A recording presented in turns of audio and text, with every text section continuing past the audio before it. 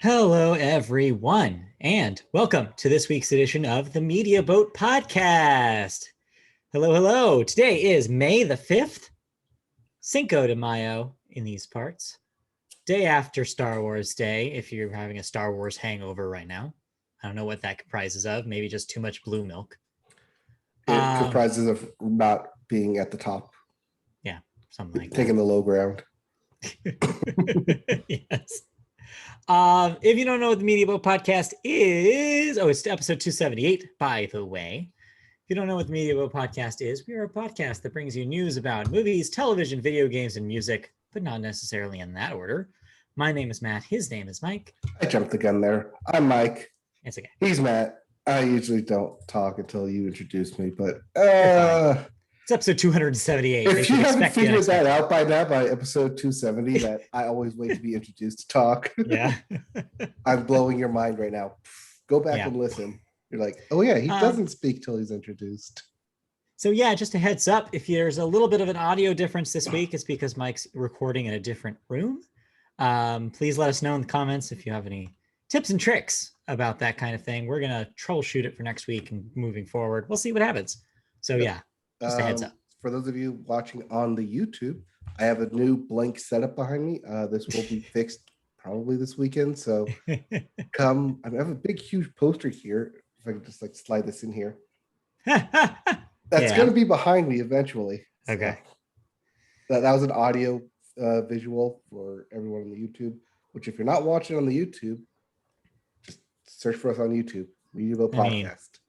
Yeah, I mean, you get to see all this mess behind me, so why not watch the video version of the podcast? Not sponsored by Diet Dr. Pepper. I mean, hey, I got one right here. I'm drinking one right now. If they want to give us money, hey, I'm down. Diet Dr. Pepper. It's good. Anyway. Hashtag not sponsored. It's not even their slogan. Let's get started as we always do, which the movies, and we always start the movies section with the weekend box office numbers. This week, your number one movie, which, well, only in this kind of unique time would something like this happen. But your number one movie in the United States of America is, surprise, surprise, Demon Slayer the movie Mugen Train, which of course was the new box office king of Japan, the anime film. And yeah, now is the box office king here in the US. So that made a $6.4 million. That's at $34 million domestic total, which if you're keeping score at home means that it's right under Raya and the Last Dragon. I'm looking at a 41 million total. Yep. Again, no, that's right. This could only happen right now in this weird kind of halfway point where nobody's really seeing movies. So, hey, it'll go down into the books as being a number one film. Weird. We did say back in January that it was the number one anime in Japan. Yeah. So and it came over here to the US and continued to steamroll everyone. Yes, that is a train pun. Is it even about trains? You're asking me? Asking the wrong person. Anyways, rounding out your please Demon Slayer franchise. Yeah, which I'm not familiar with, but I'm guessing there's demons and I'm guessing they get slayed. So Mugen Train, Mugen is typically dragon. Okay. Roughly translation. So got it. So Dragon Train. Dragon Train. Wasn't that a PBS Kids show? Dragon Train? Yeah, wasn't there a show called Dragon Train? Well, there's Dragon Tales, but I think there's also Dinosaur Train. That's what I was thinking of. There's Dragon Tales and Dinosaur Train. I conflated the two of them. Anyways, what's not Demon Slayer is the rest of this top five. Mortal Kombat moves down to number 2 this week, $6.2 million. That's also at 34 million domestic, not including HBO Max revenue. Number 3, Godzilla vs. Kong, 2.8 for this week, putting that at 90 million domestic. Again, not including HBO Max tally. Number 4, Separation, debuting this week at $1.2 million. And lastly, the aforementioned Raya and the Last Dragon, another 1.3 million, puts that at that 41 million domestic total. So, and of course, not including Disney Plus Premiere. So yeah, that's kind of your look. Couple of newbies here, but generally not super surprising numbers. Yeah, Kong versus Godzilla is obviously your big winner of the box office right here, $90 million. Yeah. I would be shocked, color me surprised, if it does hit that $100 million mark. Yeah. Because it's slowing down now. But man, It could is do that it. a hit for Warner Brothers? Yeah, I'm sure they're thrilled. I mean, they already gave that director a new film. I forget what it was. But I read some sort of headline that was like, "Oh, Godzilla versus Kong director already has his next project." I was like, "Okay, yeah, makes sense. Mm-hmm. He has a hit, so why not?" Yeah, they want to keep him in the house. Oh yeah. Upcoming this week, we do have a couple new releases for this Mother's Day weekend. Don't forget. First up, Here Today. Do you know what this is? Yes, it's Gone that one Tomorrow. movie about the one thing with the thing. Yeah. Mystery, I think, or comedy. Anyway, also we have Wrath of Man, which sounds like a completely different kind of movie than Here Today. That's right, comedy starring Sharon Stone. That was Wrath of Man is the action thriller starring Jason Statham. Oh, that's the Guy Ritchie thing. Yes. Yes. Okay. Got it. So those are your two very, very polar opposite releases for Mother's Day. Don't take your mom to either, probably. Stay home with mom this year. Or if you live separately from your mother, send a nice card and maybe some DoorDash cash or something. And do it soon, because mail. You're running out of time. I got my card out last weekend, thankfully. All right. With those new releases behind us, we can now jump into some movie news for y'all. And our first story takes us into the land of Cinemark theaters. Not necessarily the most well-known of the theater chain. It's no AMC and no Regal, but is the third largest chain in the U.S. Yeah, you may or may not have one of those in your Tri-City area.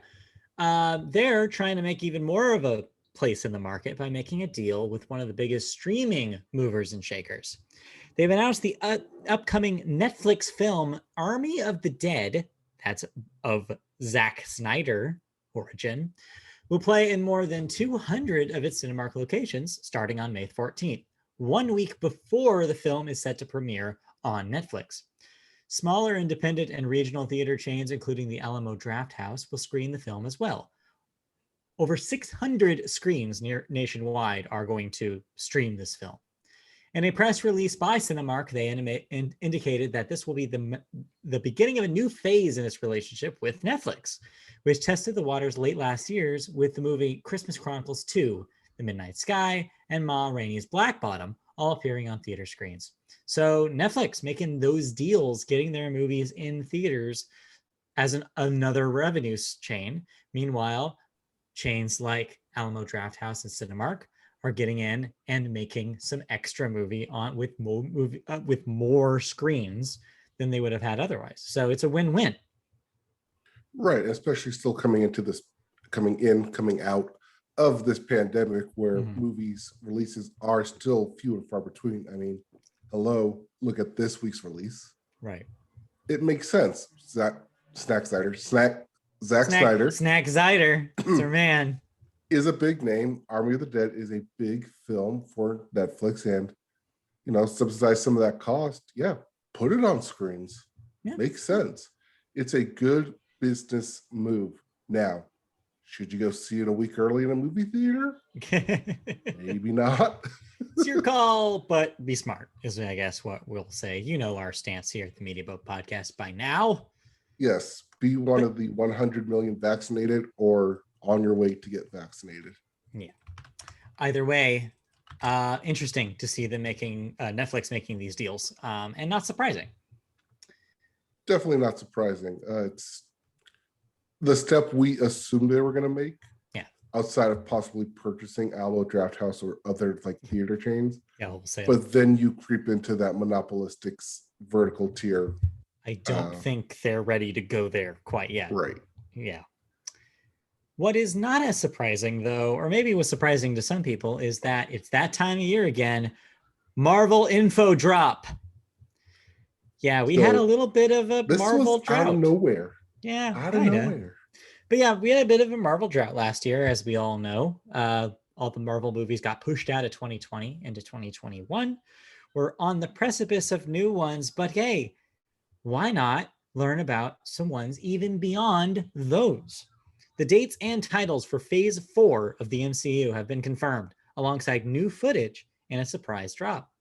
The next phase will see 4 films in 2021, 4 films in 2022, and 2 films in 2023 so far.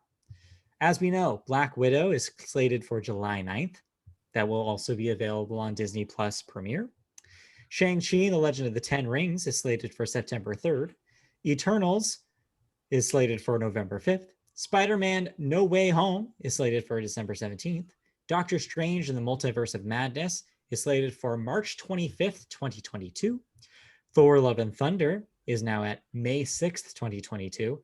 And Black Panther, now with the subtitle Wakanda Forever, that would be Black Panther 2, now has a date of July 8th, 2022.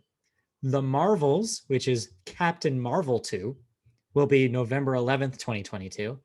And the next Ant-Man and the Wasp, subtitled Quantumania, will be February 17th, 2023. And Guardians of the Galaxy Volume 3 is slated for May 5th, 2023. I mean, 2023 seems like a long, long time in the future, but hey, at least you have something to look forward to. Might seem that way, but right now it is currently a year and just over a half away. We're getting there for So sure. it's not that far behind. All these most of these have been shot. Yeah. I think Black Panther, Thor, and the Marvels are going into production, if not already in production. And yeah, so by 2 years from today, you'll be sitting in theater watching another Guardians of the Galaxy. So get prepped. Yes, but do note that it's tentatively capped at the end of Volume 3, Guardians of the Galaxy Volume 3, tentatively capped, because typically you would cap it with an Avengers movie. Mm-hmm. But that's not the case here. Yeah, interesting. So that's why it's tentatively. What do you think these 10 films?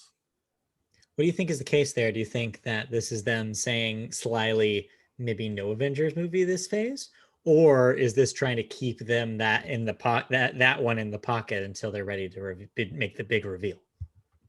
I think you keep it in the pocket. Okay. There's no need to make a big reveal, because even if you do, even if your big movie is that summer in, say, a July 4th weekend of 2023, yeah, that's still so far out that it's not, you don't know where things are going to be by that point. True. Very true. I'm sure there's something in the works. I'm sure there's talks about what that slot could be. Mm-hmm. Now, keep in mind, there's still films that they announced, but we have no date for, including Blade, with Mahershala Ali. Right. And then there's also all of the potential X-Men and Fantastic Four rumors floating around as well. Because if you end with that as your end of your phase 4, that would be a big hitter that you'd want to make right and not technically announce right now. So my last question before we move on is, do you think that this was what they were originally slated for, being their big Comic-Con stuff? Or do you think they're doing this now because they have something else for the Comic-Con time period? They're doing this now so they can show footage during Comic-Con. Okay. Because why do both footage and release date at Comic-Con? I mean, because it's traditionally what everybody does. Yeah. But also, Comic-Con may or may not happen, as we talked about last week. Not in person, but I'm saying, that's why I said time period, not at Comic-Con specifically. So. Yeah, but it's only May. I mean, it is early for them to announce it. Yeah. I think they just want to get the titles out and show that initial footage from Eternals as well. Makes sense. So expect Chloe Zhao, 2-time director, A two-time Oscar winner. Yeah, Academy Award winner. Academy Award winner. Still waiting for anyway. that trailer to drop eventually. Yeah, eventually, when she's ready. All right. Well, outside of the movies, Marvel did also have one little TV tidbit to share. As we know, Loki is their next limited series coming to Disney Plus. We were expecting it in June. Well, now we know a little bit more. It's going to be a Wednesday's show, not a Friday show like WandaVision and Falcon and the Winter Soldier. And the first episode will premiere on June 9th. So get ready for Loki. Yep, that will also be 6 episodes like Falcon and the Winter Soldier. Yeah, Wednesday drops instead of Friday drops. Wednesday. Hey, yep. Podcast day drops. Hey. Which was going to make talking about the finale a little difficult, but we'll get there when we get there. I mean, might be talking about the premiere a little difficult too. But yeah, hey, so we'll figure something out. But lastly, in Marvel news, Kevin Feige did an interview and did reveal that Doctor Strange was supposed to show up in WandaVision. Right. But that plan got scrapped as they wrote it more. Was that the same interview in which he was like, his mind was blown over a sunset? I think so, yeah. I saw some people making fun of that. Rightfully the so. Eternals interview.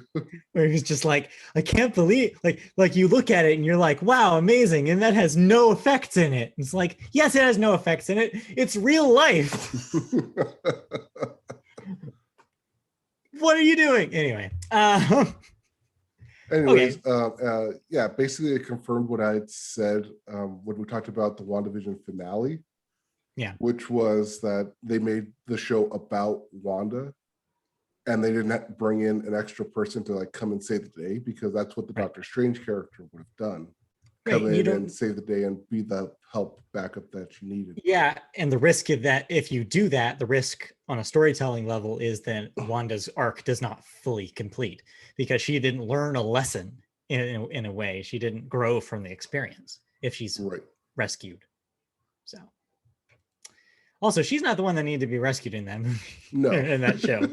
But we don't need to get into it now. Time. Yeah. Anyway, we're talking about TV. We're talking about TV. Or no, we're still talking about movies. Oh. No, we're talking about WandaVision and Falcon. We got TV. We got sidelined there into Marvel TV land, but we're really talking about movies still. That's it for movie news, but we did watch a movie, or at least I watched a movie this week. Yes. So tell me about the Sony animated picture film, Connected. Well, it's not called that. Although after watching the film, I see why some exec wanted to call it that, because it's a semi-fitting name for this film.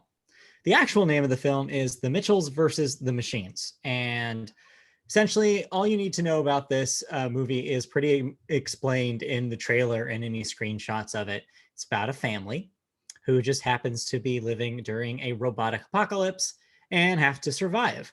But that's the surface level pitch of this thing. This movie is actually really about a relationship between a daughter and a father more than anything.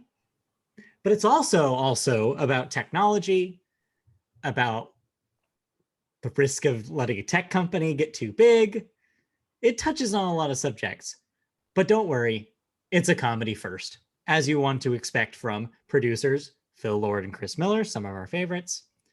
Did I reverse their names again? No, I tend to do that. I got it right? Okay. Just making sure. If you had seen Into the Spider-Verse or any of the Lego movie films, you know more or less what to expect. If you've especially seen Sony animation films, the Cloudy with a Chance of Meatballs, you also know what to expect here. Just combine all of that in a blender and you kind of get the vibe of this movie. It's very colorful. It's very light. It's very funny, but it can pull the emotional punches when it needs to. And this movie does do it a few times. I think it's an extremely, really charming movie. Animation fans will love how creative the imagery is. It's a CG movie, but it's kind of subtly cel shaded, not unlike the video game Borderlands, but not as dramatic as that effect. But it's subtly shaded to make it look more like traditional hand-drawn animation.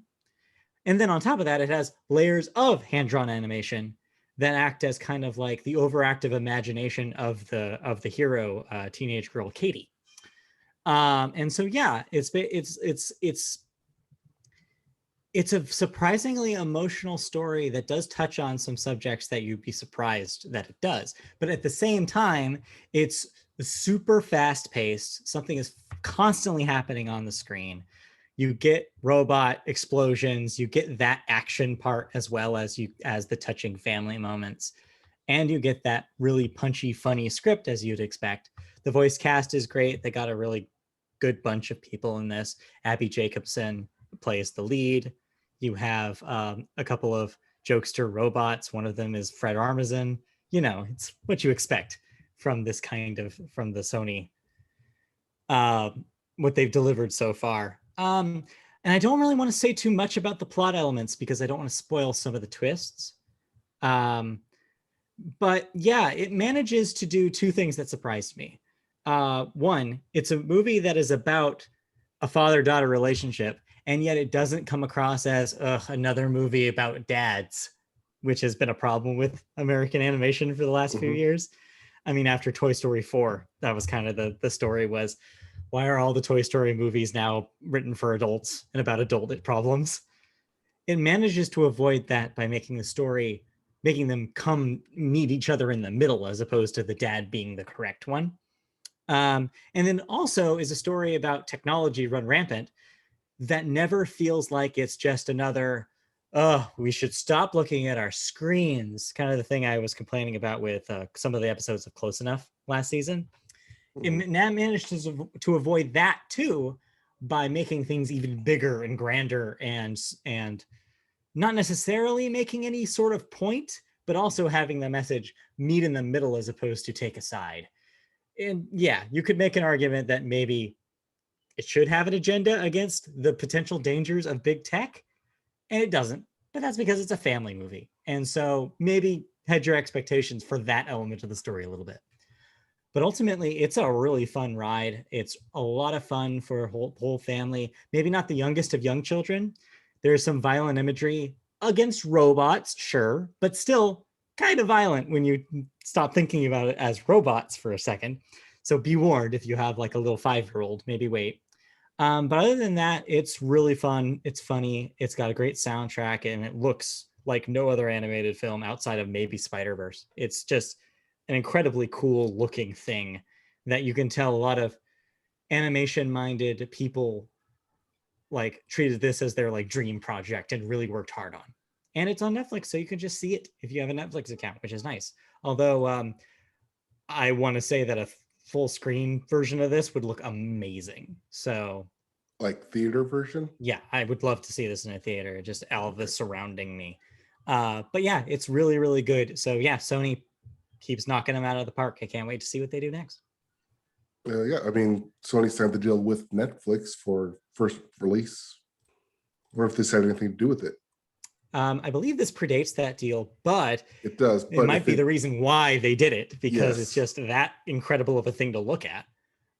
So yeah, Netflix was right signing these guys, and I think that a lot of people will have a lot of fun watching this thing. So yeah, it's a definite recommend, and I think if you get a chance to check it out, you should. All right, sounds good. So that's connected on that's Mitchell's versus the Machines. Yeah, on Netflix. It sure is. Did you watch any movies this week? I did yesterday. Star Wars. That's not a new movie. No, it's not. But if you're not watching Star Wars on Star Wars Day, are you even celebrating Star Wars correctly? Well, I didn't, and so I didn't. Is the answer to that. I did also watch everything but the last 20 minutes of Mortal Kombat. Not because I didn't want to watch the last 20 minutes of Mortal Kombat, but because I ran out of time. But I agree with everything you said last week about that movie, but it's a fun time. I actually was enjoying myself with that through that whole thing. Yes, it's stupid. Yes, the dialogue's bad. You have to accept that it's a dumb movie. But when you get past that, a lot of fun action sequences. I think the bickering between the characters is fun in a Fast and Furious-esque way. And so now part of me is actually hoping that they do make this a franchise, because I just want that vibe to get even more Fast and Furious-y. I just want to see these people, like all these characters, just complain to each other all the time. It's nice. I think it's a better movie than it needs to be, than it has any right being. But don't spend money to see it right now. Just hop on your couch and watch it on HBO Max if you have it, because it's just a fun, silly popcorn time. Of course. Basically was my review last week. Yeah. My thoughts on it last week. Yeah. But yeah, so you probably ended right before the big battle then. Yeah, I just have that last battle to get through. Yeah. Where they fight. Yes. And I like the little silly references to the game. I was like, yep, mm-hmm. They had to check that box. They did. All right. Oh, he said test your might. That's cute. Check. Anyways. So yeah, Mortal Kombat on HBO Max now. Go check it out. But now it is time to move on to television. And we always start television with the Sports Corner. All right, sports happened. As we teased, not just last week, but the week before as well.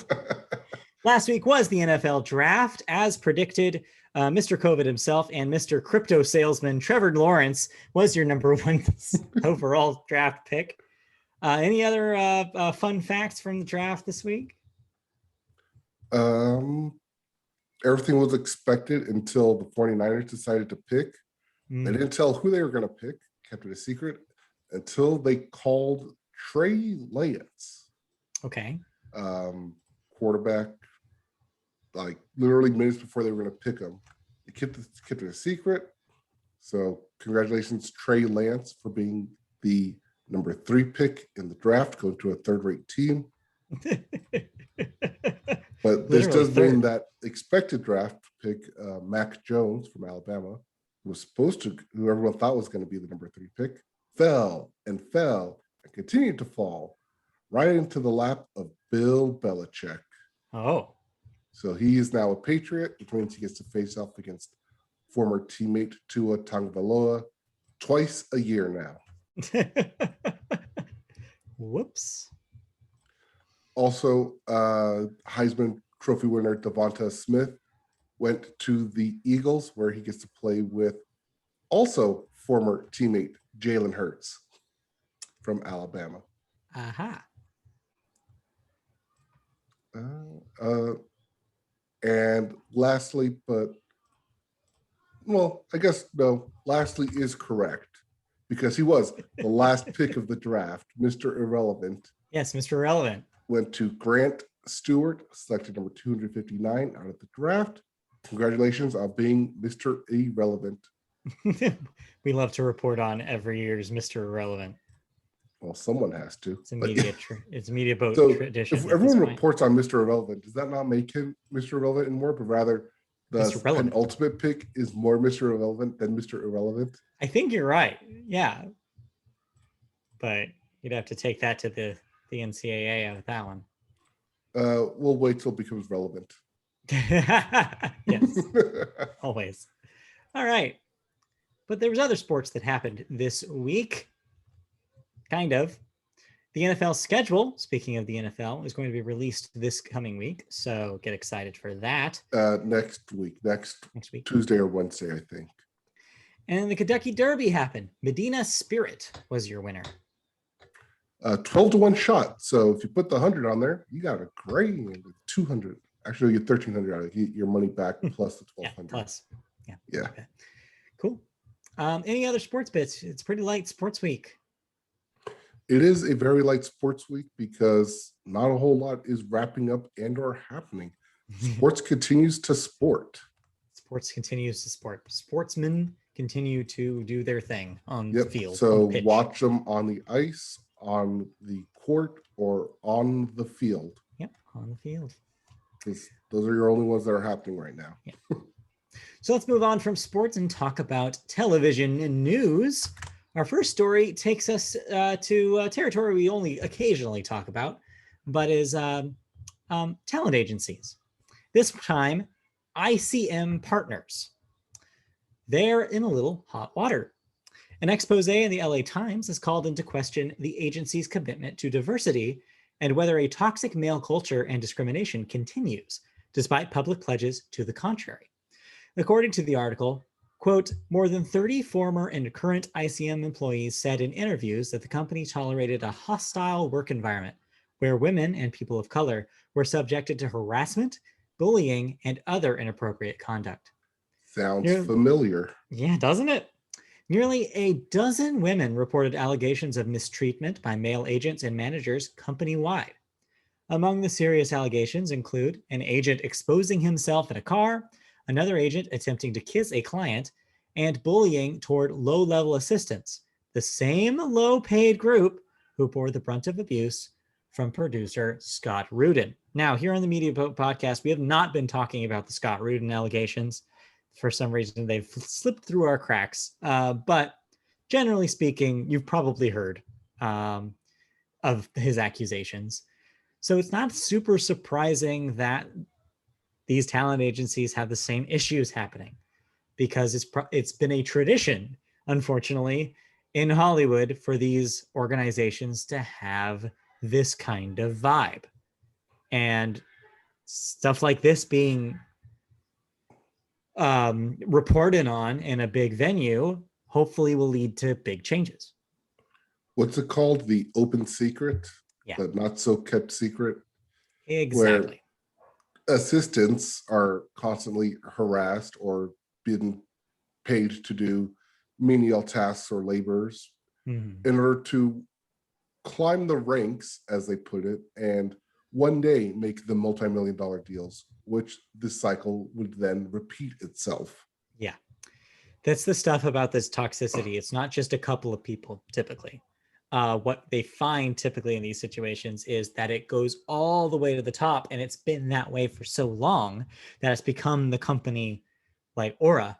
And it's really hard to get that out and make big changes unless you completely redo a lot of this company structure and relationship between people with power and people without. And so, yeah, this is just yet another example of that. But hopefully, like I said, getting this information out there, getting these allegations to the forefront will help them start to rebuild.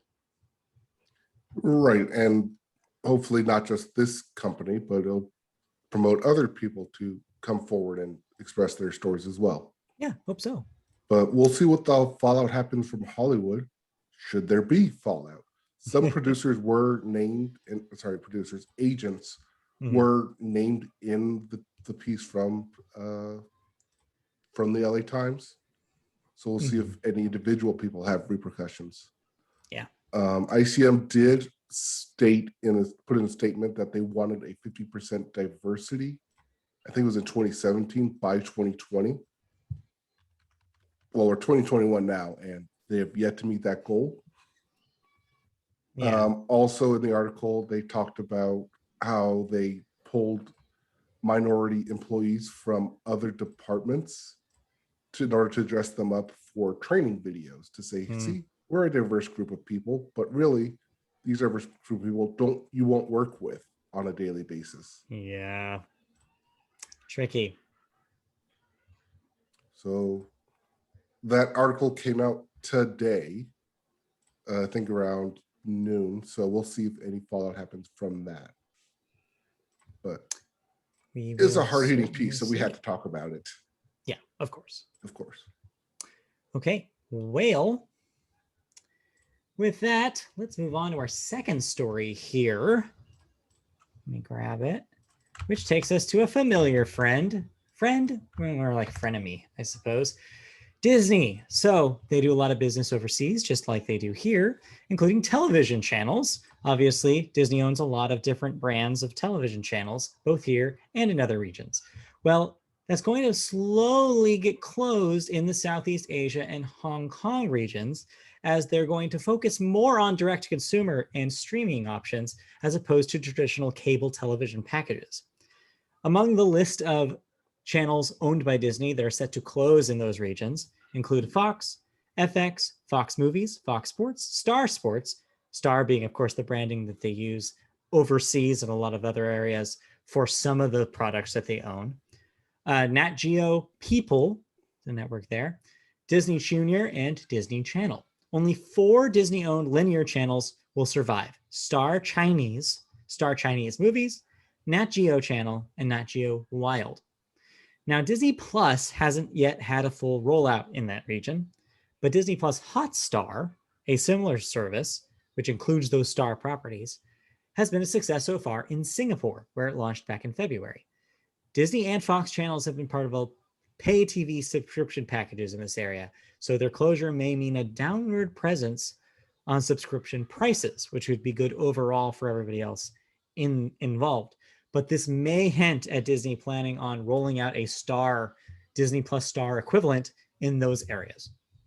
Right. For international purposes, Disney uses Star the same way they use Hulu here in the US. It's their overarching cover everything type of brand that they don't want specifically associated with Disney. Kind of like what they did with Miramax back in the late aughts. And arguably what they're doing with Hulu right now in the States, which is let's keep like stuff that's a little bit more adult, like our FX material over there, so we don't have to have it on Disney Plus. Same idea. Same idea. We have reported on that Hotstar being their go-to brand overseas and expanding it rapidly. And just like here in the States, they want that direct-to-consumer model. They have seen the future, they know what it looks like, and they're going to slowly do that to every region. And what it'll mean is that they're going to see a less of a focus on probably worldwide on probably their linear channels. Does this mean that eventually will we live in a world without a Disney Channel? Potentially, but don't worry, this doesn't affect the US yet. But who knows? We'll see. I mean, this could, I don't want to put speculation out there, but if this is their test for the US, it could be. This is me tinfoil hatting on it right now. I don't even think it's a tinfoil hat, because I think that if anything, Disney's just getting ahead of something that I think that a lot of other similar media companies are thinking about right now, which is, hey, what if we did get out of cable? Like these cable companies, we have to negotiate them for so many expensive contracts every single year. Can we envision a world where we don't have to do business with Comcast anymore? And somebody in Disney's, like some sort of board member on Disney is probably like, actually, that sounds great. Let's get out of that deal. And so this is probably on some sort of future, like 2025 list of maybes. I wouldn't be surprised. Oh, it is, because this article was pulled from a different article, which was about the future of cable and the potential of networks dropping certain cable channels. It could happen. Well, not cable, but certain network channels. Like, if it's not needed or not watched, do we really need MTV2? I mean, there's an argument. Logo or any of those? Yeah. Like if because they were putting up like how many viewers they got per month against each other. And it was one of the big reasons why NBC Sports decided to drop off, because they could subsidize that on different channels and not lose viewers, because it wasn't pulling as many eyes. I mean, also to relate a story that we talked about last week, it's why HBO Max, when Warner made this deal with the NHL, that's why there's streaming involved in that as opposed to just networks, because they probably also see a potential future in which people are getting their sports direct and are not going to cable for them. The internet age. Everybody thought that streaming was going to kill cable, but everybody thought the wrong way. Like no one would have envisioned this being the thing that did it. Like it's sports. It always has been. It always will be. It's either porn or sports that right, like that lead the charge to every new technology. All right. Speaking of porn and sport, no, no, we didn't watch any porn and sports this week, but we did watch some television. Yes, we had some series end and a series begin. Yes, as you mentioned last week, this week marked the ending of the first season of 2 new NBC sitcoms, Kenan and Young Rock. We've watched more or less both of these shows. I dropped off of Young Rock. You caught up, and I finished it. Which one do you want to talk about first? Let's talk about Young Rock so we can get it out of the way. Good plan. So yeah, I watched until about episode 4 or 5 of this thing, bounced right off of it. I think that conceptually there's interesting things that it could do. I think bouncing back between timelines is a risk that I don't know always paid off, because they would have to write into the scripts at the beginning of those episodes, be like, hey, remember what happened? Like have characters basically say, hey, remember what happened last time we were here in this timeline? Which was awkward. It is. And yeah, and it just didn't, and the charming moments did not last through the entirety of episodes for me. And also the framing device with Dwayne Johnson running for president just seems just weird now, especially post-Trump. Not saying that he's a Trump-like figure, but just even thinking about a celebrity campaign for president just puts a bad taste in my mouth at this point, and I'm sure others as well. And so, yeah, I feel like there's a lot of baggage going on here, and it's just not written well enough for me to keep my attention. But how did it end? How did the road to the end of the season go?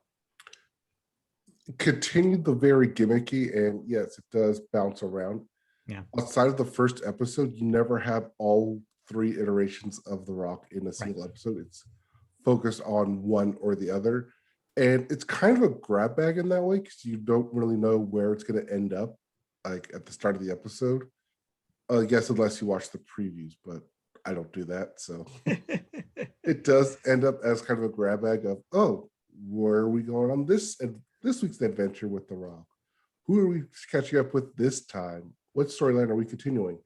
And it gets away from what we've come to know as that serialized comedic taste of each episode builds upon itself. Now, we know because it is a sitcom, everything kind of more or less works itself out in the end, or you get more information than you did previously. It's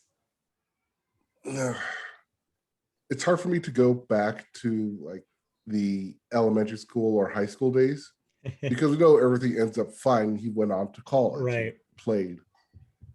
So it's you get varying interests the more you go back to the younger days than you do with the older ones. Mm-hmm. But even then, it's not a whole lot to keep your interest, when really what you're trying to do is like either look for the names that you kind of recognize that pop up as their younger selves, or it pays homage to something of a certain genre, 80s, 90s action or what have you. So overall, it's just okay. Yeah. Part of me wishes that they had gone goofier with it. Like a show that I actually hadn't related to this one, but now I'm realizing, oh, there are actually some similarities. Remember Everybody Hates Chris? Yes. Similarly, that's a show about Chris Rock reflecting on his childhood, except that one I feel like was purposefully exaggerated in ways that Young Rock is not. Young Rock seems to want to keep relatively close to the real events of what happened, maybe taking some liberties here and there with the wrestling personalities. But besides that, being pretty grounded in reality. Whereas I feel like Young Rock was able to play with those things a little bit more. Or Young Rock, sorry. Everybody Hates Chris. Everybody Hates Chris. So if they had gone more in that goofy kind of wacky direction, I wonder if they would have found more to play around with. But I wonder if that's a Dwayne Johnson thing about making sure that, no, I want to tell these stories, these real stories that happened to me. And I wonder if that's limiting the show's creativity. I wonder if he wants it to be that way, because obviously the more goofy, wacky characters are centered around the wrestling family and everything about wrestling in the 80s, 70s, and 80s. Which you're only getting when it's about the youngest version of the stories that they're telling. Yes. If the show is just that, maybe we'd be talking, but that's not. And so you only get that interesting part like every couple episodes. It's not, I see where you're getting at. Yeah. I see where you want it to be. It's not that. I don't think it's ever going to be that. Yeah. But it's The Rock, Dwayne Johnson is the heavy producer. It is his vision, and they're going to do it his way. There might be too many yes people, too many yes men in that corner. Yeah, maybe. But I mean, we'll see, because spoilers, it got a second season. It did, yes. We'll get to renewals in a bit, but Although yes. it seems like a very cheap production to make, though, especially when you use Does the it? same characters. Does it though? Because I feel like it has a higher budget than certainly Keenan does, which we'll talk about in a moment. So I don't know actually if that's fair. I feel like they invested more money in this thing because it is a passion project for The Rock. Yeah, I mean, that's fair. I think The Rock's production company is a part of it too. So That might be more, to me, that's probably more likely why they renewed it, is because it's a big name in a time where they need big names to drive viewership. Right. So big name wins. Will you be watching season 2 though? Do you think you have enough interest to keep going on this train? Not a whole lot, no. Yeah. Because I figured none of it really mattered between the eras of how he overcame his. Well, none of it really matters because he ends up being The Rock. Right. So it's like the fun has to come from the other characters and the interactions and the writing. And if that's not strong enough, then it might lose people, which has been doing. Right. Yeah. So let's go over to its lead-in then. It's lead-in, right? Actually, weirdly enough, no, Young Rock is the lead-in to Keenan. Okay. Yeah, which is probably smart because I'm sure the execs were like, no, The Rock's going to bring him in and we want them to stay around for the weirder, more experimental show.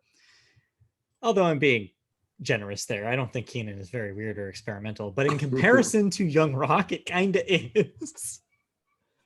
I really like this show. I mean, I've been on record saying that already. But after now finishing season 1 of this thing, I think it's a perfect middle ground from being between typical sitcom vanity project for comedian, look back in the history of times and you can see tons of comedians that have had their name on their own sitcom to varying results. Obviously, you have Seinfeld over here on the super successful version of that, and you have really forgettable ones like, remember the John Mulaney sitcom? And so, yeah, exactly my point. I was going with the Whitney Cummings sitcom. Oh yeah, yes. Or Whitney. Yeah, Whitney actually had a couple seasons though. So, but yeah, and so somewhere in that they managed to find a perfect middle ground where it's interesting enough to not to be a boring vanity project, but not, and it's kind of weird, but it's not so weird that it goes into like, how is this on TV, like 30 Rock territory. It somehow straddles a line where it's just weird enough that I'm like, huh, all right, but not so weird that I'm like baffled by it. And I think it's a perfect zone for right now. It's comfort food, but it's good comfort food that's well written and with likable characters and with a plot that's actually going sort of somewhere and a surprising cliffhanger at the end of the season. But yeah, I think that it's a perfect blueprint for a show that I could see going multiple years. It does have your typical sitcom traits of will they, won't they? Yes. The chaos house, the work versus home life.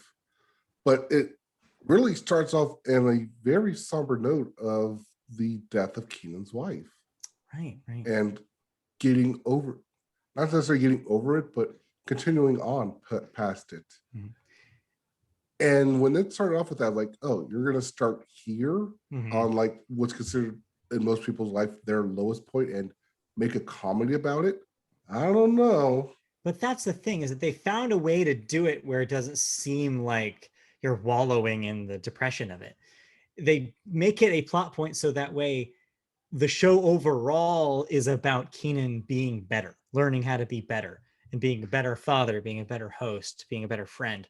And so I think that having that emotional thing always being the foundation behind that growth is a smart device. And they don't hammer it too much for you to feel like, we're going, because yeah, remember back when we were talking about Zoe's Extraordinary Playlist? That show has a problem with that tonal whiplash, where it keeps bashing you in the head with the reminder about the father character and how he's sick and how he's never going to be the same. And then having another character who also has a tragic backstory. And it just got too much for me, where I was just like, all right, we get it, but what is the show? What are you trying to do with it? This never runs into that problem. It remembers the entire time that is a sitcom first and foremost. It remembers that priority one is to be funny. And that keeps it from getting too deep into the, oh, but his wife died kind of zone. Just brings it up just enough, peppers it in every once in a while to remind you, but it doesn't smack you with it. And I think that's really smart. Yeah, it does bring it up at least once an episode that wife Corey died, or I'm a single dad, when I feel like it doesn't need to, but at the same time, it does work it in at least once an episode. and yeah, I mean, it's for contextual purposes. But I think when it works as a plot point, it works pretty well. And they have fun with it too. Like the episode where her spirit comes back as a squirrel. Like there's fun things that they do with it as opposed to just focusing on the sadness. Right. And it never seems forced. Like, oh, I forgot I have to tell you that this happened to me. It's never forced. It always seems natural, which is a good writing technique. Yeah. Also, something I just I didn't think about before, but is a fair comparison, I think. It does the real smart thing that I think shows are starting to do, but maybe had a problem with for a long time. For a long time, of course, especially in the 2000s and the 2010s, television was obsessed with the anti-hero, right? I feel like we're finally crawling out of that with shows like Ted Lasso and The Good Place, shows that are inherently about improvement and being better and about good people who are good to each other. And I think this is another example of that trend. I can't think of a single person in this show that isn't likable. They're all likable in their own ways. They have flaws, sure, but there's not necessarily a villain. There's not necessarily a feeling that there's an antagonist. The antagonists in the show are either the characters themselves, like Keenan fighting against something that he doesn't necessarily agree with, or they're more like metaphorical, like the struggles of work, the struggles of being a father. And I think that makes it really, again, like comfort food, watchable, like a watchable show, because you're not constantly thinking like, even with like 30 Rock, these people are terrible. You're never thinking that. You're rooting these characters on in a Ted Lasso-esque way. You want them to succeed because they're good people and they're good to each other. Right. There is no overarching, I'm the villain, I'm going to try and destroy your career. It's all, as the name implies, situational comedy. A lot of situation that becomes inherently funny.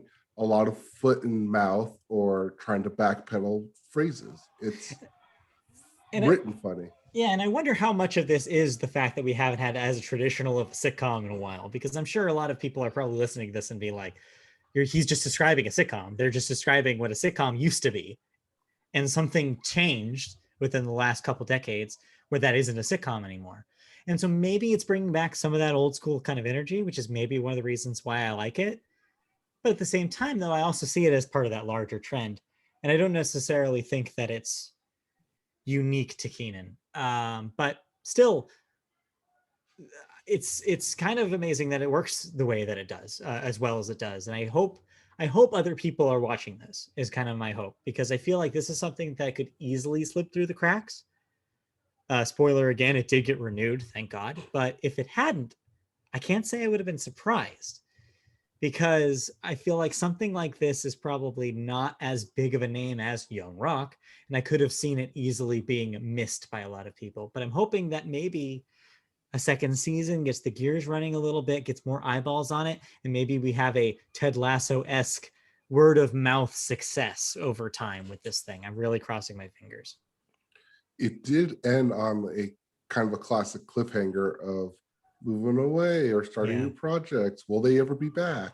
It makes you, that's obviously the writers hedging their bets, because they of course I can tell that they wrote that episode not knowing whether they're going to be picked up again, because it leaves them a nice little ending. They can just say, if it doesn't get picked up, it's like, yeah, he took the job. Right. So yeah, it'll be really interesting to see what they do with the second season, because that is a big change potentially to the show and what the show is, depending on that decision. So we'll see. Well, even the end of Parks and Rec, the first season ended kind of the same way. Yeah. They didn't know. Mm-hmm. So we'll see, but it spoilers. I mean, as you said, it did get a second season. Yeah. So yeah. Yep. Matter of time. But you watched one more show though that wasn't an end of a season, but instead the beginning, and it swings us back to yesterday, May the 4th. Yes. So Star Wars Day, Disney greeted us with a new series. Yeah. Well, new-ish, because it's the same animation style as the Clone Wars, which they gave us the final season last year. This year, they took one episode from that final season, took those characters that they introduced in one episode, and made an entire spin-off of it. And rightfully so, because those characters were interesting and I wanted more episodes with them. And you got them. It's interesting how you can write new characters in and make such an impact that they deserve their own episode. See Frasier from Cheers. Yeah. But so the animation team has created a new Star Wars series, Star Wars The Bad Batch, in which it follows a series of clones who have been specifically enhanced to where they're technically defective because they're not clones. They're not one-for-one clones, but they are enhanced in specific areas, and together they form a bad batch of clones. But really, Right. that could be taken as that's one bad batch of clones. Because these 5 clones kick ass. Now, instead of following the stories of these clones during the Clone Wars, it does something interesting and will bridge the gap between Clone Wars and Rebels with telling the story of the Bad Batch from the end of Clone Wars, where the series ended and where episode 3 ended, and continue from there as it shows the Empire gaining from the Galactic Republic. No, it goes from the Empire to the Republic. Yeah, and so they're basically going against their programming. Well, they're the Bad Batch, so the programming was never written Right. to follow Order 66. Yes. So if you're a Star Wars fan, you know what that is. Yes. you know Order 66. Yeah. So because they were considered the Bad Batch, they never followed that directive and were kind of blindsided by what everyone else was doing, which was executing Order 66. So this is their journey. We only had one episode, but this is their journey from that point forward, which is really smart because it's an unknown point. We don't really have a whole lot of journey and storytelling from episode 3 to episode 4. Well, really episode 3 to Rogue One, because that leads into episode 4. You do have Solo here and there, but that's not a whole lot of directly tied to Star Wars canon. It's a one-off shoot, but really interested to see where this goes. These characters were, like I said, really a hit in that single episode they were introduced, which was also called The Bad Batch, but really interested to see where they go from here, because these are 5 interesting characters, and that's what makes a good show is your characters have to be interesting from the beginning. You have to make me care about them, and it is a good job. But then again, these are the same writers who wrote for Clone Wars, and that was a well-written show as well. So beyond that one episode that this acts as the spinoff from, do you need to have a lot of knowledge of the prior Clone Wars show to enjoy what's going on here? If you have just general knowledge of Star Wars Clone Wars, it does a pretty good job of starting off, picking up pieces that you would know from the movies and starting off from there as your jumping point. There's about 5 scenes within the first 30 minutes that, as a Star Wars fan, you should be able to recognize, oh, this is from episode 3 right here. You don't necessarily need to watch the Clone Wars. I mean, you should. It's a great series. But you don't necessarily need to watch the Clone Wars to understand this series if you've seen episode 3 and know and can easily pick up where this was said. So it's obviously being communicated here, and that follows that timeline and goes from there. Right. But then again, those scenes are like the big scenes. They're the set piece scenes that you would know from watching the film. Yeah, makes sense. Last question before we move on. Have they said how long this is going to be? Like when the season is going to last? Like, is it going to be a short kind of 10 episode thing? I don't know if it's supposed to be a mini series or a short season, or who knows if it gets picked up for even more. It's a Disney Plus show, so anything goes. Who can say? Okay, well, who knows then? But yeah, interesting nonetheless. So yeah, Star Wars fans, check it out. Weekly episodes, so we won't be talking about this till the end. Yeah. But if it's anything like this first episode, I intend to love it all the way through. Cool. Well, that's good news for y'all who love the Star Wars. Check that out on Disney Plus. In the meantime, it's time to talk about cancellations and renewals. All right. What am I no longer watching? Well, Amazon Prime is bringing back Invincible for 2 more seasons. So a 3rd season is on its way soon.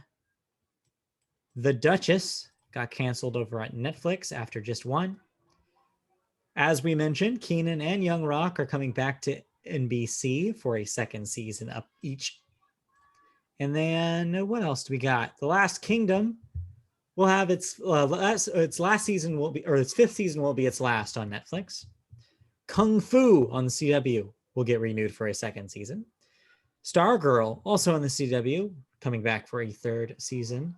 The Good Doctor, one of your favorites on ABC, gets a 5th season. FX has picked up Mayans MC for a 4th season. And ABC is bringing back The Big Sky, or just Big Sky, for a 2nd season. Netflix also canceled The Irregulars after just 1 season. And TBS will introduce I believe this is the final season of Proper Conan on June 24th. No, not introduced. What I read, that was going to be his last day before going to HBO. Oh, okay. Well, you had no context there. But okay, so the last TBS episode of Conan. You will be canceled on June 24th by TBS. Okay, there we go. Thank you. You just say Conan. And then I'm not sure if it's season or year, but the next time you see Conan will be on HBO Max in a new weekly show. That's whatever that ends up being. Then we have one death to talk about this week. Olympia Dukakis, age 89, was an actress in movies such as Moonstruck and Steel Magnolias, won the Oscar back in 1988. So yeah, definitely a storied career. Yeah. Yep. All right. Let's move on, why don't we, into the next section, which is music. As you take a drink of water. Prep here because we always start music with the Billboard, and we always start the Billboard with the Hot 100. And that's why you had to drink water, because it's so hot. It gets hot in here when you talk about the Hot 100. Yeah, so hot you might even cry. But save your tears, because Save Your Tears is the #1 song this week by with a catch. Weeknd and Ariana Grande. So yes, this is specifically the #1 song this week is the remix featuring Ariana, not the original version, which had already charted on the top 5. Right. They're charting it as a new one, or a remix by Ariana Grande, or featuring Ariana Grande. Yes. And Ariana Grande. That means that #2, Leave the Door Open by Silk Sonic. It's your #2 song. 3 is Peaches by Justin Bieber, featuring Danielle Caesar and Giveon. At 4, Rap Star by Polo G. And rounding out your top 5, Levitating by Dua Lipa, featuring Da Baby. If all that sounds familiar, this is the only #1 song, was the only one that moved. Yep. As for your albums chart, your Billboard 200, at #1, A Gangsta's Pain by Moneybagg. Yo. Yes. At 2, Young Stoner Life, Slime Language 2 by Young Thug and various artists. At 3, Dangerous, the double album by Morgan Wallen. Charting in place of Heart at number 4 is Soul by Eric Church. And rounding out your top 5 is Justice by Justin Bieber. Not a whole lot of change this week. Just a couple of new number ones for you. A couple new number ones. Also Soul instead of Heart for Heart and Soul, both charting back-to-back weeks. But if you did not like any of those albums, we have new releases. Do. Yeah, we do. Big week. Including the Marfa tapes. Marfa. No, not. Why did you say that name? Not Martha. Marfa, the place. Yeah, Marfa. Marfa. Anyways, keep going. The Marfa tapes by Jack Ingram, Miranda Lambert, and John Randall. Mm-hmm. Yes, that's a collab album. Yes. We also have Seek Shelter by Ice Age, not the movie. You and Me. Scrat the squirrel. Yep. You and Me by Nancy Wilson. When Got Was Great by Not a typo. The Mighty Mighty Boss Tones. Yes, those Mighty Mighty Boss Tones. Yes. We also have Set in Stone by Travis Tritt. Latest Record Project, Volume 1 by Van Morrison. Yes, that Van Morrison. Yes. Not to be confused, that album with Van Weezer. Yes. Which is an album by Weezer. Too many Vans this week. I was thinking the other day, I might as well put this idea on recording while I'm thinking about it. The thing the other day is that if we ever sold merch, we should have a t-shirt that says the Media Boat Podcast. Yes, that Media Boat Podcast. It's become such a running joke at this point. Anyway, so you give us an email or leave it in the comments and tell us if you'd buy that shirt.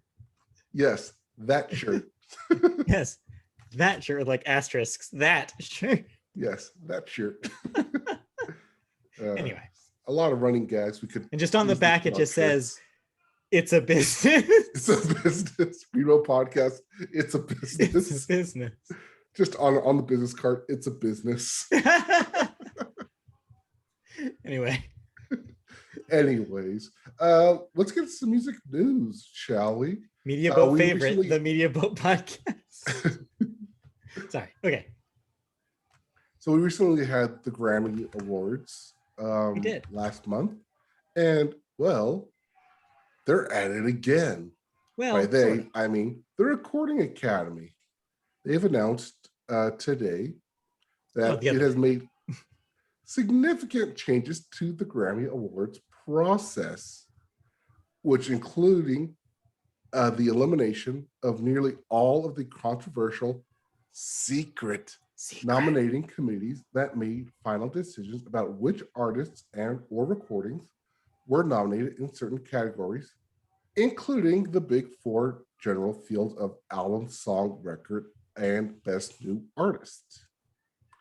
The committees, comprised of industry executives and experts whose names were not publicly revealed, came under fierce criticism before the 2021 Grammys when The Weeknd, should I say, number one Billboard Hot 100 artist, The Weeknd, who had one of the most critically and commercially successful recordings in years with his After Hours album and Blinding Lights single, did not receive a single nomination. The Weeknd later said that he would still boycott the Grammys due to the committee's nominations. The committees do remain in place for craft categories such as producer, packaging, and liner notes. However, those have been the object of much less controversy than the categories for which the committees have been eliminated for, being those top four. So yeah, the conversation that kind of followed The Weeknd's comments last year did reveal to a lot of people who didn't know that these secret committees exist. that help whittle down these nominations.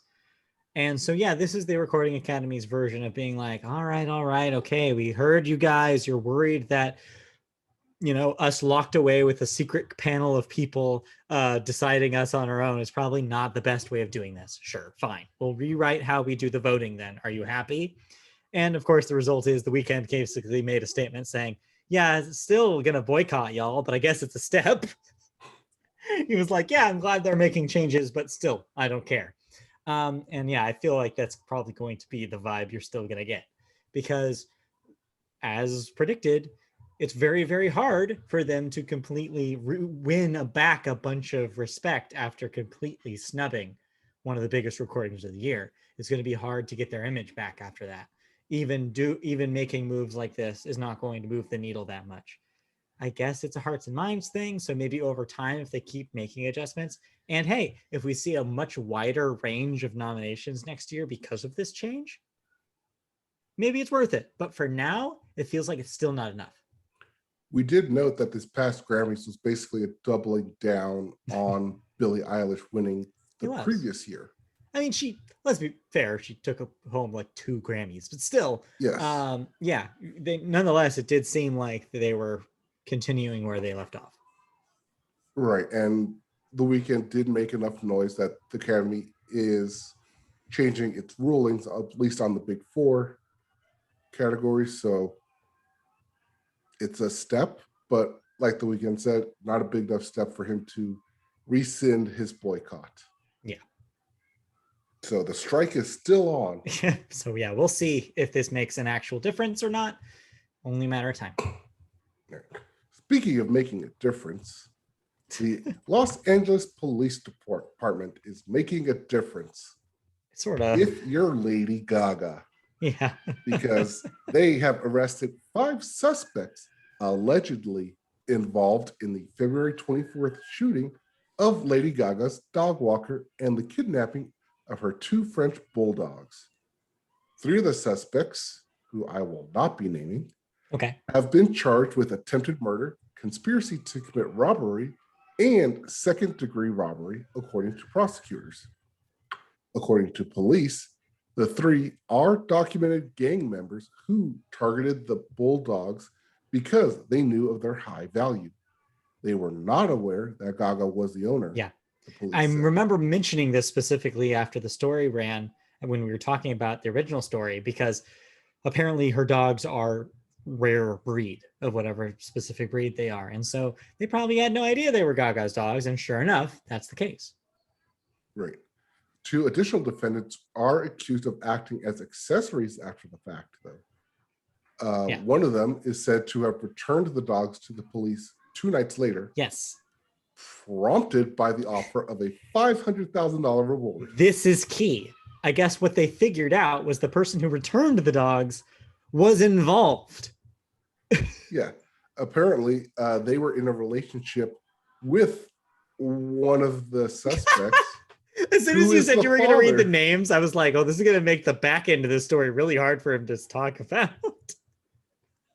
Who was the father, which is also a gang member. Yes. It makes more sense when you have the names. But yes, that's the gist of it. All you really need to know is that the police were able to figure out that the person even who returned the dogs was not just an innocent bystander. They were involved in this operation, this gang operation. So yeah, goes to show you. I mean, the reward of $500,000 was probably a lot more than what they were going to get for the dogs. I mean, debatably, I don't know actually how much those dogs are worth. Maybe it's not. Maybe they were like, let's at least get some money out of this if we can't successfully sell the dogs. Because clearly they must have decided that, because they ended up just giving them right back. Well, I mean, once it got on the news that Lady Gaga's dogs were stolen, they're like, oh, we have her dogs? Well, we can't sell these. They'll just get reported. So let's claim the prize money while we can. Yeah.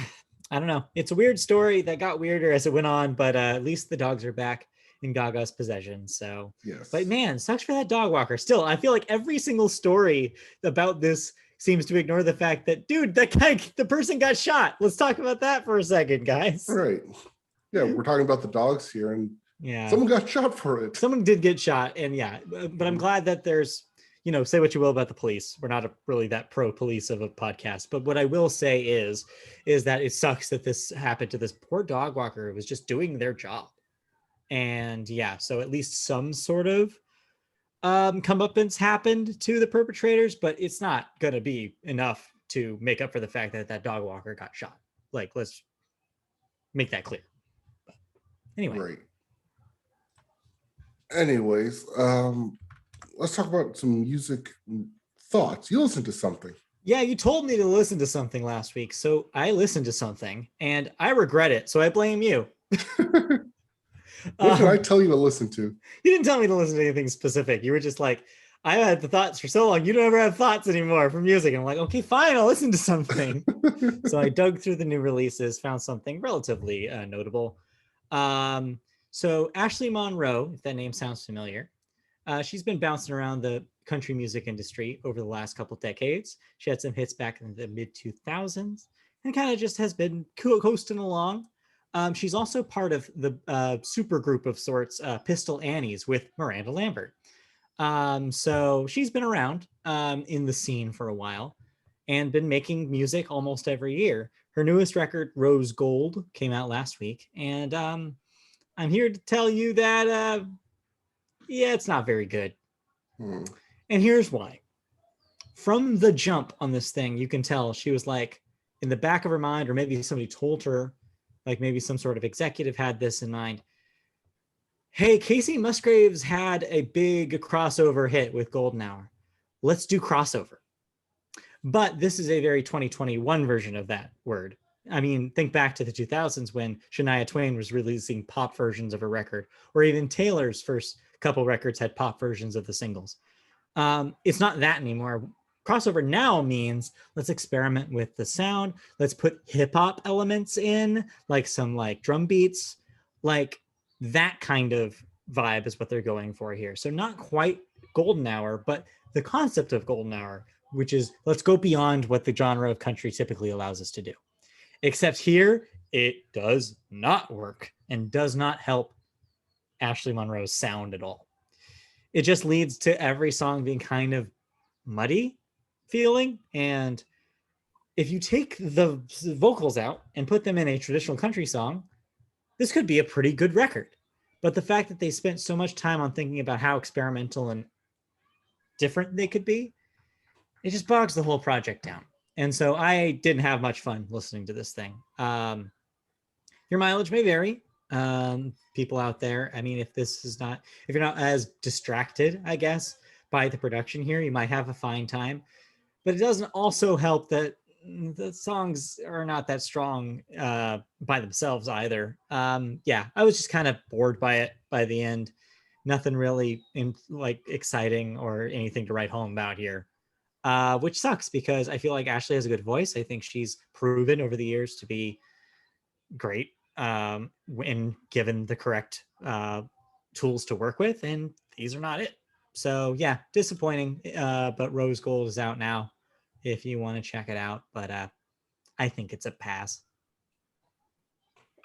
Well, that's too bad. It exists. That's all that I can really say. So yes, take note, country artists, if you want to do crossover music, work with producers that understand what that means, not producers that will just toss in some drum beats and call it a day. Just be warned. So. Okay. All right. So let's round this out. Ooh, we're going pretty fast. Cooking. With video we're cooking games. This week. Cooking with gas. Yep. We start video games with new releases. We always do. As we always do. And they include Skate Skitty. Skate City. I knew you were going to do that. Skate City for the PS4, Xbox One, Switch, and PC. Metro Exodus Enhanced Edition for the PC. Hood, Outlaws and Legends for the PS4, PS5, Xbox One, Xbox Series X, and PC. And lastly, your big release of the week. If you haven't pre-ordered it, you're probably not getting it because no review is going to change your mind. Resident Evil Village. Resident Evil 7 Village? Yeah. 8 Village? Resident Evil 7-age. Yes. No, it's 8. That's right. It's not 8. 7. Resident Evil 8-age. But yes, Village, the new Resident Evil out this week. For the PS4, PS5, Xbox One, Xbox Series X, and PC. Yep. No Switch version. No Switch version. Not yet, at least. Not yet. All right. So let's get into some video game news, shall we? And we have some hot ones this week. Yes. The first story we have is not on here, but we need to talk about it because it was all over the internet and you're wearing the hat for it. Okay. So yeah, I was hesitant to report on this because it's like not really video game news. It's like video game culture news. And these other two stories that I actually wrote were actually more important, I feel, big picture wise. But yeah, if you want to talk about it real quick. Or do you want me to talk about it? I mean, I just was reading the feed that the three main guys were leaving. Okay, so I guess to inform you about what's going on, because it seems like you're a little unclear too. No, I just saw that they were leaving. Like it was like the world was ending. It's not going to be the same. And okay, so the end times are near. So Giant Bomb, website about video games. You're probably familiar about it if you're in the video game circles. I'm wearing their hat right now. They're a huge influence on me and the way that I approach podcasting in general. I've been listening to them for the last 11 years of my life, maybe 12.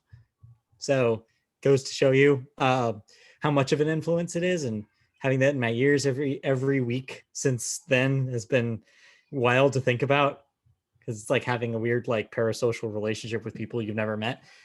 Anyway, apparently I'm not the only person, because when the news broke that 3 of the semi-original founders of the site, not necessarily the people who've been there since day one, but foundational members that have been there for the bulk of the site's existence, were leaving or are leaving at the end of this week. People like me who had this kind of relationship with the site did kind of get a little upset and a little worried about the future. They're moving on to other things, not really clear what quite yet. So no word on whether they're moving on to other projects or just taking breaks, spending time with their families, whatever it is. So that specifically, in case you want to know who I'm talking about, is Brad Shoemaker, Alex Navarro, and Vinny Caravella. They've all been with the site since about 2010, 2011. So yeah, been a long time. That's a decade plus. Anyway, Giant Bomb as an entity is not going away, which is the good news after this. They did get bought by a new corporate parent at the end of last year. That is not necessarily why these departures are happening, but it may be related to it, but we're unclear about the details. Maybe they just figured that this was a good time to move on so the site can go through a complete overhaul, because that's what it seems like is going to happen. It seems like there's a lot of consolidation happening on the corporate front. So what that site is going to be going forward is up in the air. And so this gives them the time and the wherewithal to hit that reset button. And if it means that they lose some of that original talent, hey, maybe we gain some new ones, like maybe we'll see some new blood there. We'll see some new experiences, different kinds of content from them that we didn't see before. And this allows them to have that blank slate to work with. So, it sucks to lose people at anything. I kind of liken it to your favorite band breaking up in a lot of ways, but it's kind of more close to a sitcom losing a bunch of its stars and having to recast and pivot. That's kind of more like what this is. So we'll see what happens, but ultimately they'll continue to be something that I have my eye on. I'll continue. But I definitely owe a lot of gratitude and to the work that those 3 have done over the years. So Godspeed and good luck.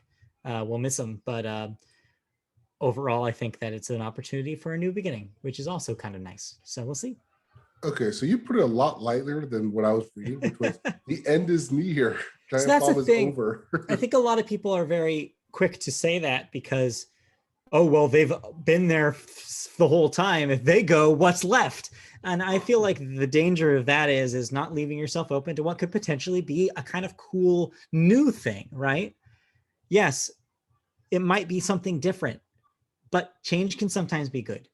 And we don't know what the new version of the site's going to be. So that's why I'm like hesitant to freak out. It was kind of sad yesterday, but hey, understandably so. But I'm ready to see what the next opportunities are.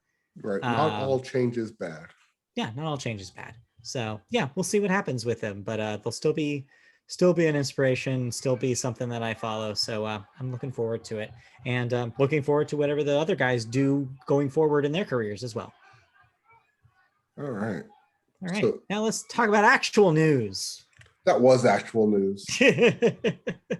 All right. Actual, like, life impacting video game news to in this case consumer. Business impacting news, which this I'm not trying to undersell it, because we're talking about Apple versus Epic Store. This is brewing to be potentially video game story of 2021 right here.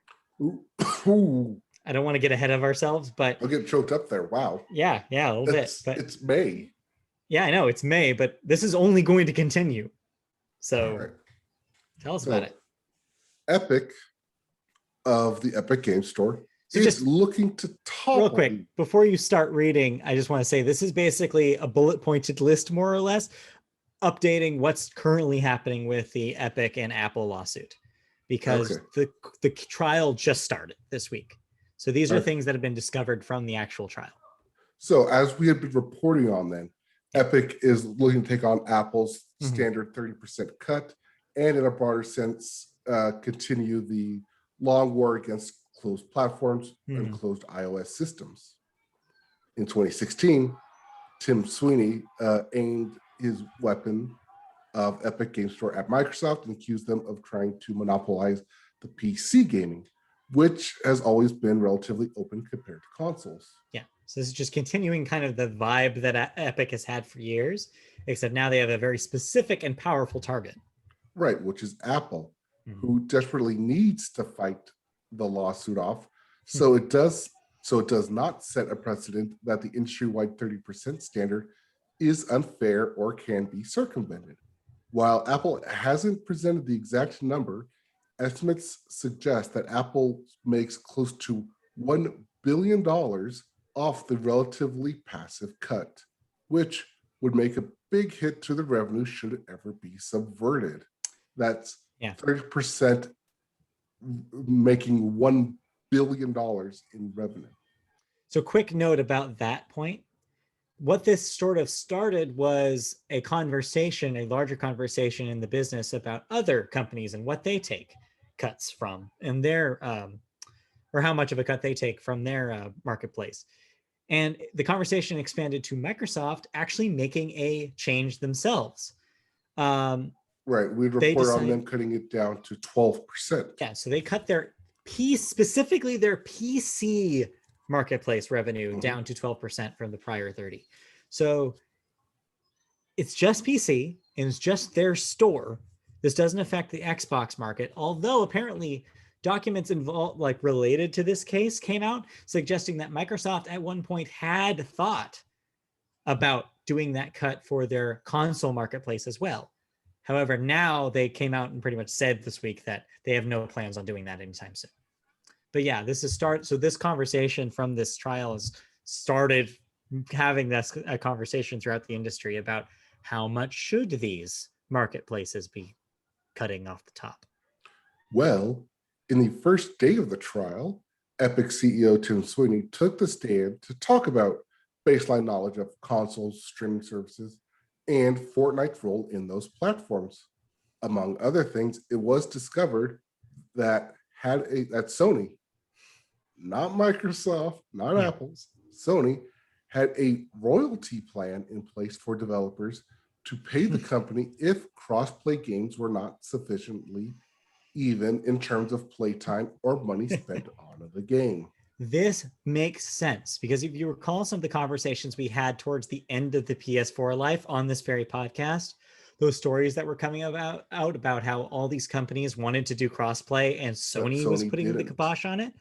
This makes sense. They were in the back basically trying to think of how many ways could they try to prevent crossplay from being a thing. And it looks like one of them was to make the developers pay a royalty on top of things to Sony if they could not prove that crossplay would be beneficial to Sony's platform. Makes sense, right? Sony wanted so badly not have to do it, and we all forced their hand, especially Microsoft. And so now they basically have to play nice, but they fought it tooth and nail. Thank you, Rocket League and Minecraft and Fortnite. It was definitely Fortnite. Remember, was the one credit, but remember that's actually what started it, because Fortnite had said, "Oh yeah, we can prove that it's in the code. Sony just needs to," because I guess somebody had leaked it. Crossplay active on the PS4 version of Fortnite. And then they were like, they had to come out with the story, Epic did, where they were like, oh yeah, no, we have it in there. We baked it in there because we want it in there. Sony's the one that has to press the button to turn it on. We don't have control over that. And that made Sony have to field that. And it started the conversation about them changing their policy. Well, what about the Switch? What about the Switch?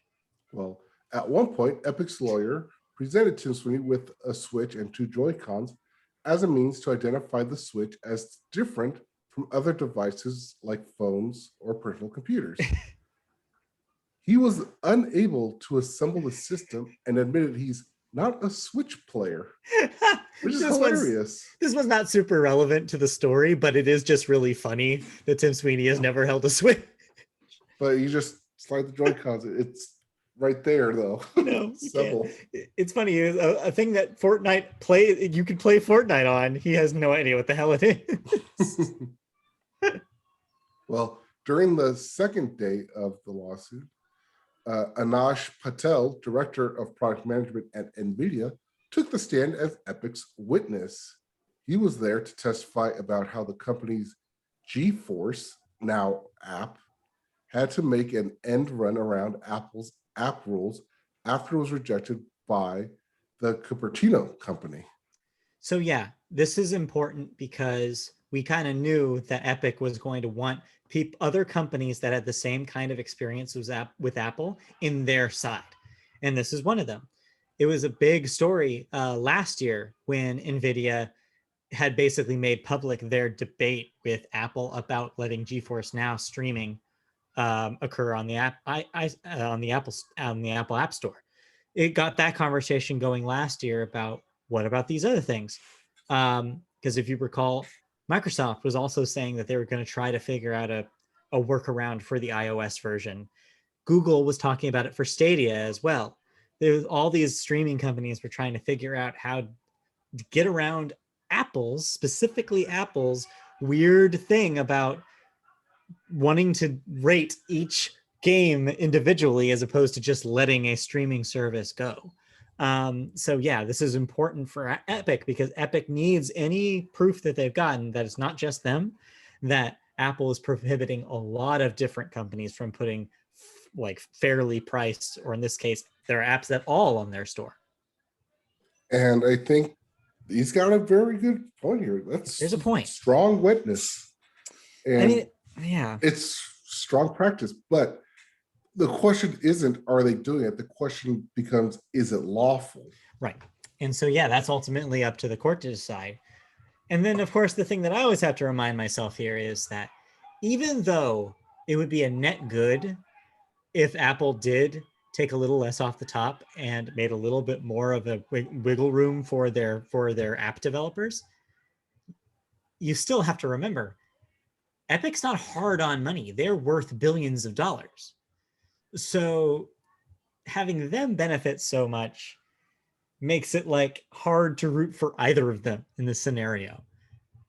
But yeah, ultimately they do have a point. You're not wrong. They have a point, but is Epic really the one to point it out? I guess that's where we are, and there's no avoiding it. The one who has the money to point it out. To do it. They have the money to sit in court for a week. Yep. Nobody else does.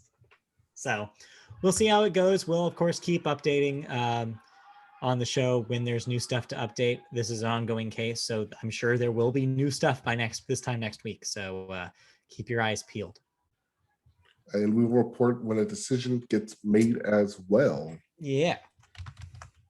So speaking of Sony not wanting to play nice with crossplay, They do want to play nice with chat crossplay. Yeah. Real quick preamble to this. We didn't have time to mention it on the show, but the talks between Microsoft and Discord ended up not going through. They ended up basically saying no deal and moved on. But Discord's making other deals. Right, because we had mentioned that last year when Microsoft went on a buying spree and that Discord was in talks to be one of those potential purchases. Yeah. Well, Sony and Discord are now partnering up to bring the PlayStation Network and the Discord app together in some way. Yeah. In a post on Sony Interactive Entertainment's website, President Jim Ryan, getting Bioshock references here. No, that's Andrew Ryan. President Jim Ryan explained the partnership will, quote, bring the Discord and PlayStation experiences closer together on console and mobile, and friends, groups, and communities to hang out, have fun, and communicate more easily while playing games together. While it's not exactly clear what this will entail, Ryan says the collaboration will bear fruit early next year, meaning by March. Having gotten more acquainted with Discord over the past year. Okay, this is editorial, you can skip it. I mean, you could definitely say that it's a voice chatted communication tool. Are far superior than anything PlayStation has built in, even though they recently built in that chat feature into their controller for the PS5. But the basic information here is that a lot of people think Discord is a superior way, especially for people who play a lot on PC, to communicate with people via multiplayer. It's become the standard now on PC. It's also become a standard for communicating with your friends online and groups and communities that sit around some certain thing. There's a lot of Discord servers that are out there that are uniting people. And so it's interesting that Sony sees this as an opportunity to not only have cross-play games, but also cross-play chat. This allows it much easier to talk to people who are on other services, PCs, Xboxes, if they did integrate with Discord. So this is smart. I mean, yeah, a lot of COD players use Discord chat when playing because they use different consoles, but it's all cross-platform. So you need something to communicate with all of them at the same time. Yeah. Not just cross-platform, but overseas. There's very little ping time loss of audio quality using Discord. Right. I mean, for those of you listening, we have a Discord if you want to come join us and chat with us. It's out there. We use it. MediaBoat handle somewhere, Discord. Somewhere. I think you can find it through Twitch. So if you go to twitch.tv/MediaBoat, you can find our Discord link through there. Yeah. But we have it. We use it. It's been in use, so there's stuff. But as a Sony player, I'm fine with this. If this means that Sony gets to shortcut it, sure, I guess. I mean, put the legwork in, I guess. It should have, but yeah. I think it's potentially exciting. It's a good thing. I'm not trying to downplay or poo-poo it. You just don't seem like you're super I guess. Well, as someone who doesn't play a whole lot of multiplayer games. Yeah.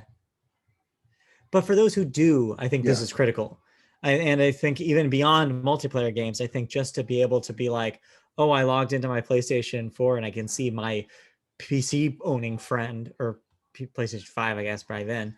My PC playing friend just got on their Discord. Oh, I'm going to talk to them while I'm playing my PlayStation. That's pretty cool that you can do that, or potentially do that. You don't have to be in the same lobby to play. You can play while playing a different game. Yeah, it's cool. Play a different game. Like the story says, we don't know exactly what it's going to be, like if it's just going to be an app or if it's going to be integration with the existing PlayStation chat stuff. Who knows? But we'll know by, like they said, early next year. So, right.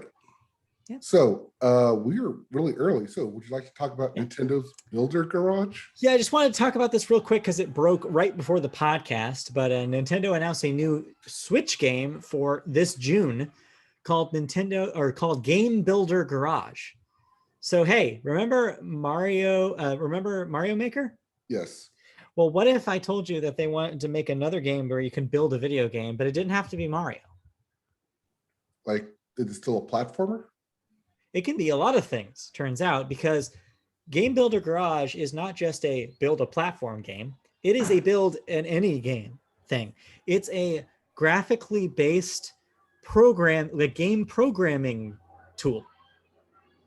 There's a trailer out. Don't we have this for Dreams on PlayStation? So it's even less. So it's similar to Dreams in which you're making projects like that, but it seems like Nintendo really wanted to streamline the creation process, the programming process as much as possible.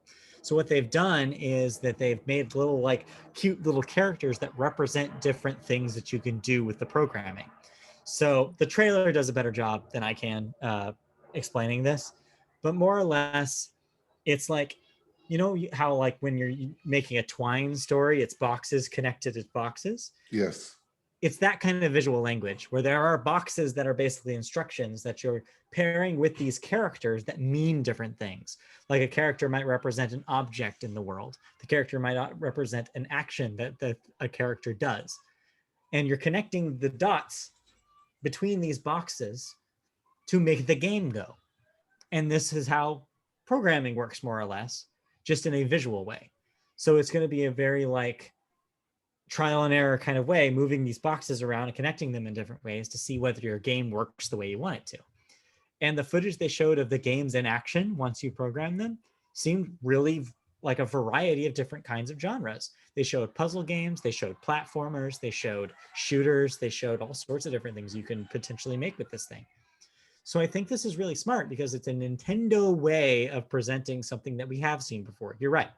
This is basically the same kind of concept as Dreams, but with Nintendo behind the wheel, I feel like it's going to be a lot more new game player friendly. It's going to be a lot more intuitive as opposed to abstract with a lot of those, especially Dreams kind of get sometimes when you get into the nitty gritty of things. Maybe you won't be able to do as much as you can with the Dreams, but hey, we don't know yet. We probably won't know until people get their hands on it. It seems like some people uncovered that this was related to their Labo stuff and they were going to introduce as part of the Labo line originally, but because Labo kind of didn't hit as much, more or less died. It's more of they've now made it a separate project. But yeah, Game Builder Garage comes out in just a couple months, so pretty soon here we're going to see what potential can be made of it. But I think, hey, if Nintendo wants to make a thing that makes programming accessible and easy to understand, that's awesome. So I'm for it. I think it's a really cool idea. There's a lot of apps available on your mobile device that teach you how to program code. Mm-hmm. But yeah, this is a visualized learning way to create games. I'm all for it. Yeah, the one thing they absolutely need to do here that Dreams does, but Nintendo has always been real hesitant about, they need to have a marketplace where you can try other people's creations and comment on them. And because if it doesn't have that, I think it's going to be a really hard sell. But if it does have that, this thing is going to be amazing. Yes, but Nintendo's always been a stickler for comment section because video game fan base can be very brutal. I mean, yeah, we saw not family friendly. We saw a lot of people who enjoyed the first Mario Maker being very disappointed by the second one because of all the things they took away from that marketplace of ideas kind of way of enjoying that game. And so, yeah, I really hope they don't drop the ball this time because there's potential here to be something very, very cool. And with the amount of people who own Switches, that's a lot of people who are making their own games, and that's exciting. So let's talk about something that's very, very cool for a lot of people who own Switches then. Yeah. What is an actual game that we don't have to wait for? You played a Switch game this week. Yes. And you watched someone play a Switch game? I did. Week? I watched a little bit of this. So yeah, tell me about new Pokemon Snap. So if you're like me, you've probably never played Pokemon Snap. I'm not like you. When I was 9, I played the hell out of Pokemon Snap. I went to the Blockbuster, printed out the little stickers. I love Pokemon Snap. I rented it so much from the Blockbuster. Anyway, sorry. But anyways, but if you were a PlayStation kid, as I'm talking or to maybe you, a Zoomer audience, yes, who you listens may to have this missed it. podcast, who either when you either aged out of it or never had a Nintendo console, or your parents didn't buy you the Pokemon Snap version for the N64. Well, you're an adult now. You can buy your childhood. It's more or less the starting point for this, which is the new Pokemon Snap. It's a game that came out 96? 99. 99? Pokemon Snap 1 is 99. Right. And was rather quickly followed up by the GameCube like 2 years later. So a lot of people missed it. It was kind of a late period Nintendo 64 game. You're right. Yeah. So if you like completely missed N64 or just never played it, or had a friend who played it and just never went over and saw it, this is your time to take back your childhood, because damn, it's a pretty game. Yeah. So unlike traditional Pokemon games, you're still capturing Pokemon, but in photograph form. Snap. It's on tracks in a roller coaster style automated system, but you can move around and up, down, left, right, everywhere, and you take pictures of photographs of Pokemon and you get scores from it. You get stars from it too, depending on this way, but it's Pokemon. It's labeled as Pokemon in their natural habitat. So more or less, from what I can gather, it is structurally the same as the original. Both are on rails. You're both like kind of limited movement, but you're looking at the Pokemon in their natural habitat, taking the best pictures you can. Best, of course, I should note, because there's been this conversation on some websites this week that have baffled me, but I guess some people had the wrong idea about the rules of actual real life photography are not the rules that you're being judged on here. So drop the rule of thirds. Don't think about colors. Don't think about that. Just throw your photography books out the window, because Pokemon Snap thinks good pictures are big Pokemon straight on the middle of your frame. That's a good picture in Pokemon Snap. Yes, so you have that's to get what you're being rated on. Pokemon body in the middle of the frame, because unlike photography, which is subjectional, maybe you like this, maybe you like that, I like the color, I like the palette. No objection. You can't really read that in a video game. You can read it's middle of the frame, it's the whole frame. Right. That's a good picture. So it's basically pretty adheres to the structure of the original one. But I've noticed the new stuff seems to be the stars, which seem to be based on Pokemon posing. Yes. Yeah. And that comes over the course of the game as you unlock new items. There were items in the original game as well, and you did get bonus points for different poses, but more or less that would be one best picture of each Pokemon. Here, it gives you a little bit more flexibility where you can have one of each of the 1, 2, 3, 4 star versions of that photo in your photo album. Right, unless you find a good photo and you want it to be a 2, but instead they give it to you as a 1. And it's like, oh, but I like the one that I have, and I don't want to erase it. But it's doing this thing. It's doing this cute thing that I thought was worth the 2-star or the 3-star, but it's not the right thing, I guess. Right. I got to come back later. Try and take it again and again and again. And but that comes with like trophy hunting and just doing repetition and stuff for hardcore fans. Yeah, which of course was the case in the original as well. One of the things I remember doing a lot in the original game was grinding, or at least this game's version of grinding, which is replaying the same level over and over again to get that one specific Pokemon with that one pose, or to unlock an alternate path, or to solve some sort of puzzle. So the game encourages you to replay levels. But when you replay levels this time, you level up the level. So you allow Pokemon to do more items, more actions. They become a lot more friendly because you're going through the same level. So it's like, oh, it's not like, oh, I'm scared. Who is that new person? It's, oh, they're here again. Let me go say hi or something. Which is neat, because I think that allows it to be a little bit more of a lived in feeling world. than the original one did. Of course, more powerful consoles will allow you to do that. So, and more powerful consoles will allow you to have a lot more Pokemon in it too. yes. From what I've heard, there are over 200 species in this game. Yep. So I've yet to find all of them. I think I'm still in the first level though, but I'm having a lot of fun. Cool. This is a family game. Oh yeah. This is definitely a family game. This is plop on the couch and play with your family. I'm playing it with my wife. We're taking turns going through it, taking pictures every like, okay, you do 2 sections, I'll do 2 sections, you do 2 sections, I'll do 2 sections. It's like, oh, what's that over there? Did you see that? Did you catch that? I see this. Did you see that? Yeah. So try to take good photos and outduel each other. But it's not about getting the best photo for us. It's about, well, it's a family game, but like you're capturing the Pokemon photos. And that was always the nice thing about Pokemon Snap, even back in the day, is it's this game that doesn't have a whole lot of challenge to it. And that's not necessarily a bad thing. There is challenge if you want to challenge yourself to get better scores.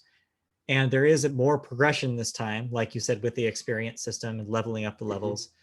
It also seems like there's more boss encounters. I use quotes around that because you know what I mean. There's no combat, but situations where you're taking pictures of more difficult Pokemon to photograph. So they've done the work to make it more challenging if you seek that out. But just like the original, if you want to take it slow and just enjoy yourself and just take pictures of the Pokemon and nature, it lets you do that as well. There's no punishment here. It's a very welcoming atmosphere that a lot of people who are new to video games can appreciate. So Christy also didn't play the original Pokemon Snap, and so this is her first experience with it as well. And she's pretty much had the same experience that you have. Watching her play was very much like, like this is very calm, and it's fun to see the different poses and trying to see what gets the different what gets the different scores and different star ratings, and like learning how the game reacts to your photography. And so, it's a cool thing. And I'm glad they made another one because Pokemon Snap for so long was such a unique game. And I'm glad that a whole different round of people get to experience what some of us are experienced back in the day. I mean, we're talking a game 20 years later plus. Yeah. But I'm having fun with it. It's definitely a recommend if you've never played the original Snap, or if you just want a good family game to be around. Because I know for a lot of people, I'm like this, especially if someone else is playing and I'm not actively participating, I can get bored real fast. But not with this, because I'm watching it and stuff is happening and I'm trying to help out and like, I like subconsciously plan my route for when I go through.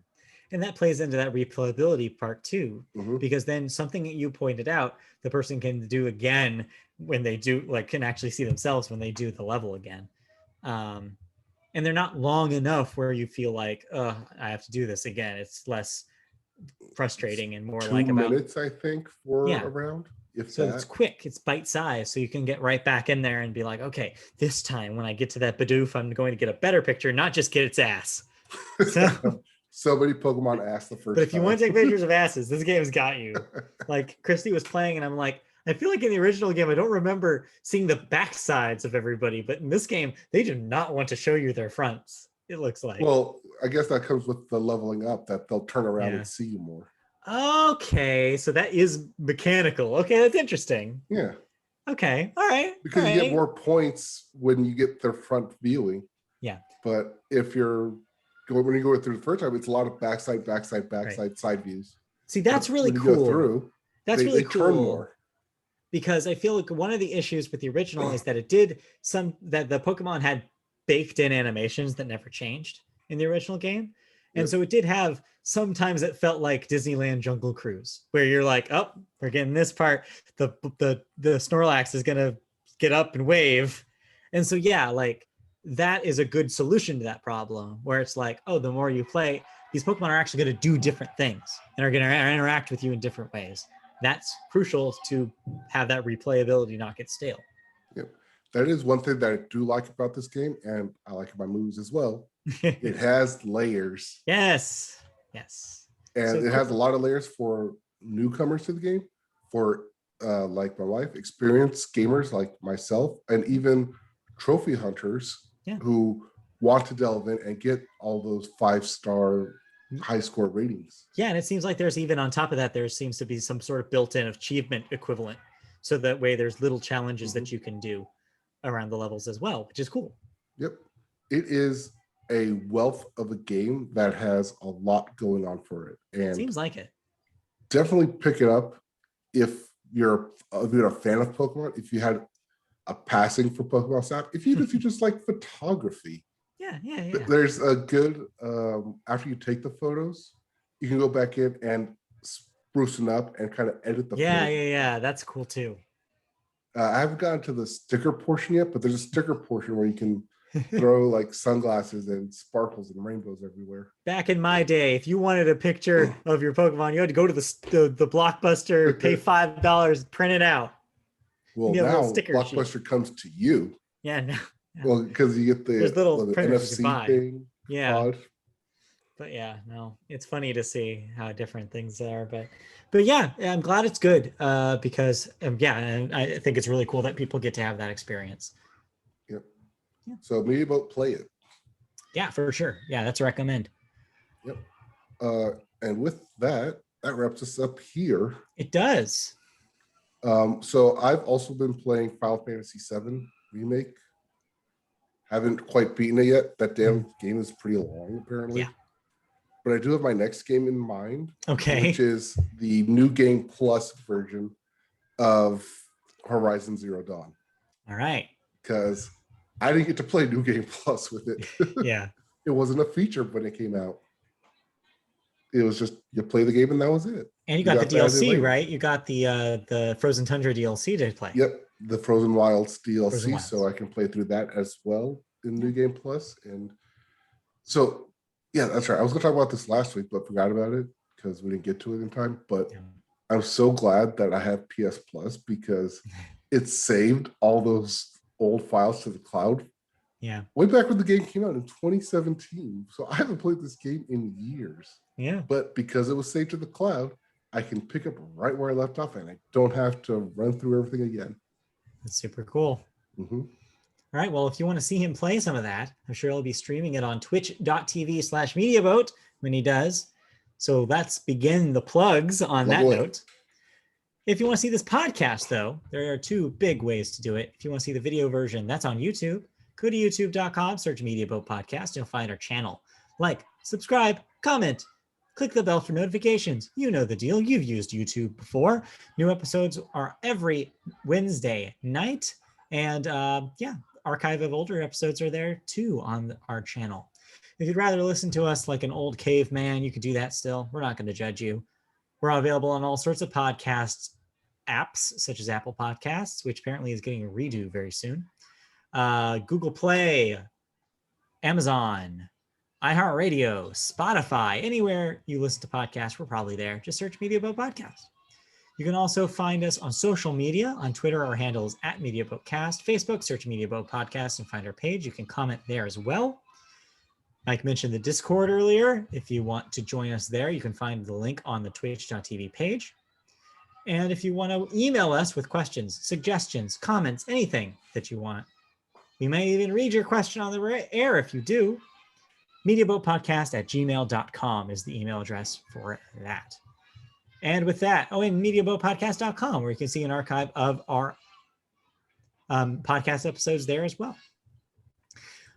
That will do it for this week. That will do it for us. Have a happy Cinco de Mayo, unless you're in the future. Happy day, whatever you're listening to us then. Yeah. Enjoy. We'll be back next week for more. Yep. More thoughts, more news, and more shenanigans of whatever we tangent on. True. All right. Bye. Bye-bye.